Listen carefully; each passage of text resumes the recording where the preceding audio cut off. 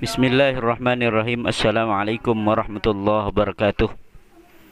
Pada kesempatan kali ini saya ingin menerangkan tentang pendapat Ibnu Rus tentang keuangan publik Islam. Jadi kita lihat pertama riwayat Ibnu Rus dulu. Ibnu Rus ini kalau di dunia barat dikenal dengan Averroes, tapi nama aslinya adalah Abu Al-Walid Muhammad bin Ahmad bin Muhammad bin Rus. Dia lahir di Cordoba, Spanyol, tahun 510 Hijriah atau 126 Masehi. Tahun 1173 Masehi ia dipromosikan sebagai ketua Mahkamah Agung atau Qadi Al-Qadad di Cordoba. Kemudian wafat di Maroko 19 Safar 591 Hijriah. Dia seorang ahli falsafah, kedokteran, ekonomi, ilmu kalam, falak, fikih, musik, mengkaji bintang, tata bahasa, dan nahu. Menurut Ernest Renan, seorang filosof Prancis, Ibnu Rus sudah menulis 78 judul buku. Kemudian kita lihat apa saja pemikiran Ibnu Rus. Yang pertama tentang hukum ekonomi, yakni demand dan supply. Jadi kita tahu bahwa demand dan supply ini merupakan hukum ekonomi yang diproduksi oleh Adam Smith. Padahal sebelumnya Ibnu Rus sudah menyatakan bahwa apabila permintaan sedikit, penawaran banyak, maka harga akan murah, turun. Tetapi apabila permintaan banyak, penawaran sedikit, maka harga akan naik.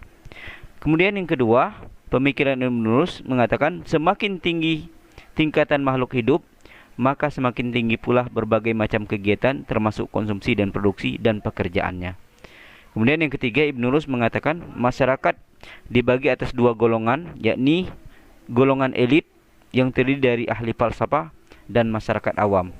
Jadi pemikiran Ibnu Rus ini jugalah yang mengilhami teori kelas Karl Marx yang menyebutkan bahwa masyarakat terbagi atas dua kelas, yakni kelas borjuis dan kelas proletar.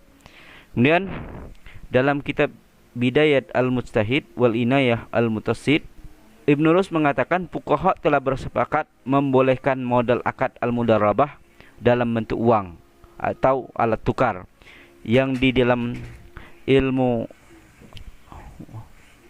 usul fiqh disebut al-dananir dan al-darahim.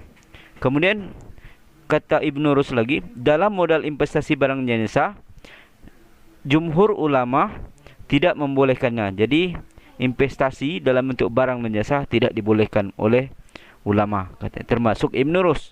Argumennya apa, alasannya? Dia mengatakan bahwa akan khawatir terjadinya qoror dan ketidakpastian dalam akad. Jadi kalau investasi dalam barang itu tidak bisa dinilai berapa barang tersebut. Tapi Ibnu Rus mengatakan Imam Maliki membolehkan investasi dalam barang dengan syarat barang tersebut dinilai terlebih dahulu berdasarkan nilai tukar uang.